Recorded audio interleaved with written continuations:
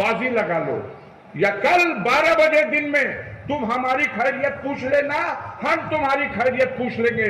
मैं दावा करता हूं कि बनारस में नरेंद्र मोदी भी अगर उलट पुलट के चुनाव जीत भी जाएंगे तो भी अपनी जीत पर शर्मिंदा रहेंगे और शायद फिर कभी साहस न कर सके कि वो बनारस चुनाव लड़ने आए।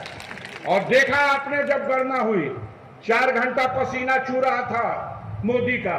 प्रधानमंत्री है, किसी तरह सारे जुगाड़ सिस्टम सेट हुए, प्रधानमंत्री जीत तो गए, लेकिन वो सपना जो हमारे मीडिया के लोगों ने कहा था 10 लाख वोट से मोदी जीतेंगे, वो सपना तो सिमट गया, वो सपना तो चकनाचूर हो गया।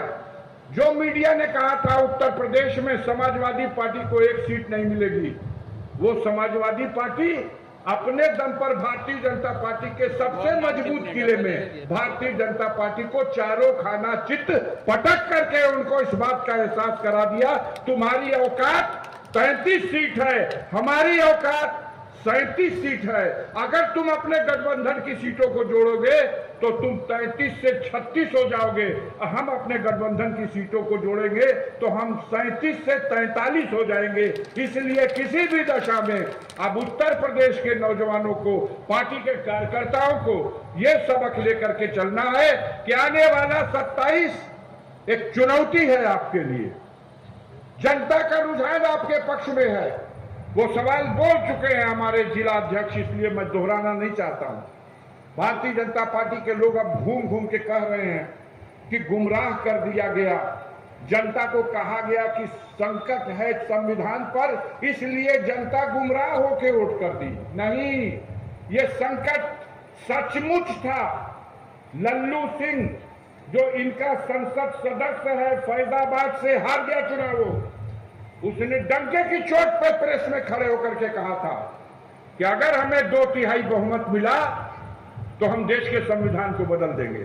अब ये कहते हैं कि हम लोग तो उसको, मोदी जी देखिए ना, उस संविधान को तो उन्होंने सजदा किया है।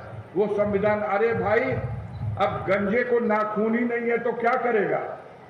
अब आपके पास 272 सीट भी नहीं है साधारण बहुमत के लिए, अब तो आप 240 पे अटक गए। अब आप बैसाखी पे खड़े हो, सरकार आपकी बन गई, लेकिन आज तक भारत के 543 संसद सदस्यों में किसी को भी अपने पद की शपथ तक नहीं दिलाई गई। यह अजीब घटना है। पहले बताया गया 13 तारीख को आइए, यहां पर शपथ दिलाई जाएगी, फिर कहा गया नहीं ये तारीख चल गई। अब कब आना है? 18 तारीख को आइए, शपथ दिलाई जाएगी, फिर कहा गया तारीख चल गई। अब कब आए भाई? 24 तारीख को आइए, अब 24 को शपथ दिलाई जाएगी। सच्चाई ये है कि अंदर सब कुछ ठीक नहीं है, ये बेचैन है लोग। मंत्रिपरिषद के नाम की तो घोषणा हो गई, पदों का भी बंटवारा हो गया, लेकिन स्पीकर कौन बैठेगा अभी ये बात तय नहीं है। ये सही है कि उनके गठबंधन के एक साथी हैं नीतीश कुमार, जदयू के नेता। ये सही है कि उनके गठबंधन के एक साथी हैं चंद्रबाबू नायडू आंध्र प्रदेश के, लेकिन ये भी सही है कि चंद्रबाबू नायडू दक्षिणपंथी विचार का नहीं है, बल्कि उसके विपरीत वो वामपंथी विचारधारा का है। और ये भी सही है कि नीतीश कुमार भी दक्षिणपंथी विचारधारा का नहीं है, वो पुराना समाजवादी विचारधारा का है। वो लोहिया को मानने वाला है, आचार्य नरेंद्र देव के और जयप्रकाश नारायण के सिद्धांत पे चलने वाला है। मोदी जी और उनकी टीम के लोगों से कह दो, सरकार बन गई, तुमने सजदा कर दिया संविधान के सामने।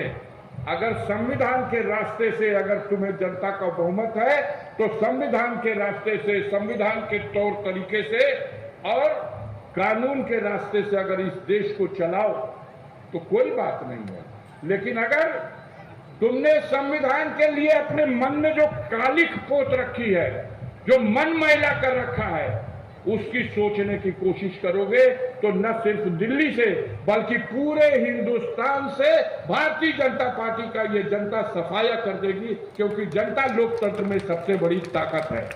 अब एक बात जो सबसे ज्यादा चर्चा में रही इस चुनाव में, और आज भारतीय जनता पार्टी के लोग इस पर विचार कर रहे हैं और काफी परेशान हैं, देखने में आया और आपको भी महसूस हुआ होगा अपने अपने गांव में कि इस चुनाव में दलित समाज ने भी बढ़ चढ़ करके समाजवादी पार्टी के पक्ष में समर्थन किया और अपना वोट भी डाला।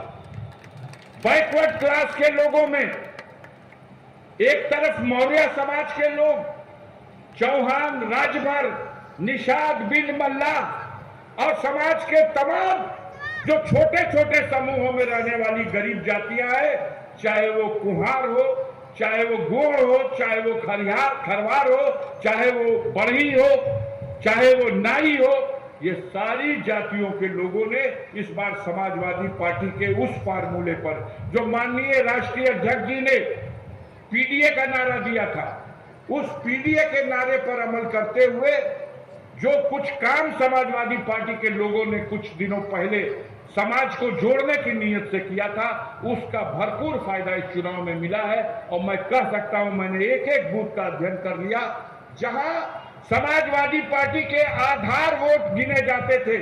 भारतीय जनता पार्टी गिनती थी कि समाजवादी पार्टी का आधार वोट या तो यादव है या तो मुसलमान। इसके बाहर समाजवादियों की औकात नहीं नापी जाती थी, लेकिन इस बार उत्तर प्रदेश की जनता ने साबित कर दिया कि समाजवादी पार्टी की औकात हर गरीब, हर किसान, हर जाति और हर न्याय प्रिय लोगों के दिलों में है, दलित भाइयों के दिल में है। मैं एक निवेदन करके अपनी बात को खत्म करूंगा। अपने अपने गांवों में जिन लोगों ने हौसले के साथ इस चुनाव में समाजवादी पार्टी का साथ दिया है, आप उनकी भी कदर करिएगा।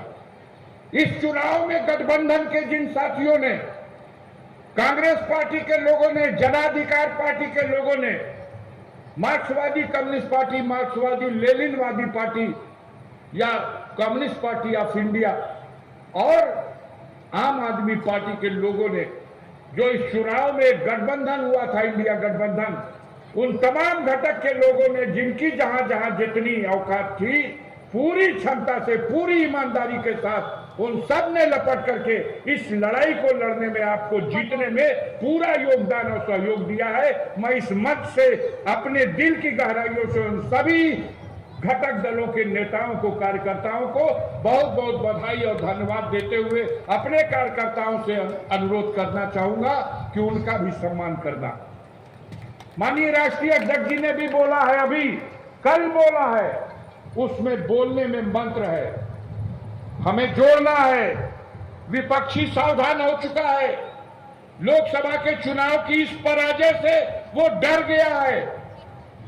संघ प्रमुख मोहन भागवत नागपुर मुख्यालय छोड़कर फील्ड में आ गए। लगातार गोरखपुर और दूसरे क्षेत्रों में उनका दौरा चल रहा है। वो सावधान हो चुके हैं, उन्हें एहसास हो चुका है कि आने वाले दिनों में ये समाजवादी उत्तर प्रदेश की सरकार पर कब्जा कर लेंगे। इसलिए आपके साथ जुड़े हुए लोगों को वो हमसे तोड़ना चाहेंगे, गुमराह करना चाहेंगे।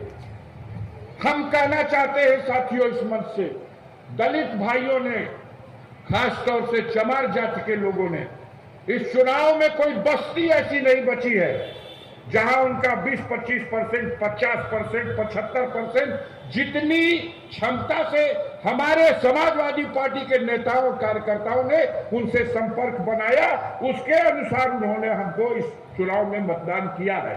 ये पूरे जिले के पैमाने पर, पूरे उत्तर प्रदेश के पैमाने पर हमारी पार्टी के मुखिया भी मानते हैं, मैं भी मानता हूं।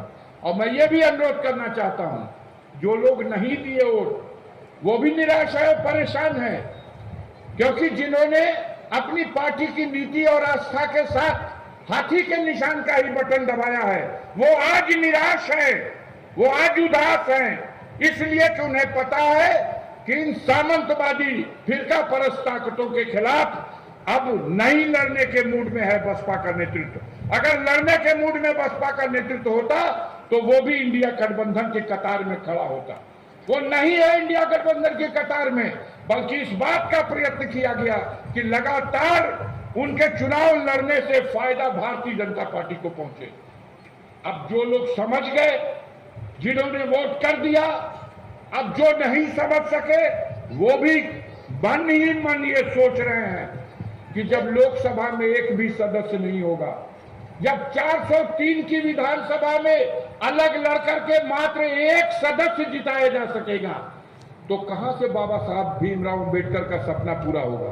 बाबा साहब भीमराव अंबेडकर का सपना था कि सत्ता की मास्टर चाबी अपने हाथ में रखो, लेकिन सत्ता की मास्टर चाबी अपने हाथ में रखने के लिए तो संसद में और विधानसभाओं में उन प्रतिनिधियों को ज्यादा होगा जो गरीबों का प्रतिनिधित्व कर सके। लेकिन ये बहुजन समाज पार्टी के नेतृत्व के लोगों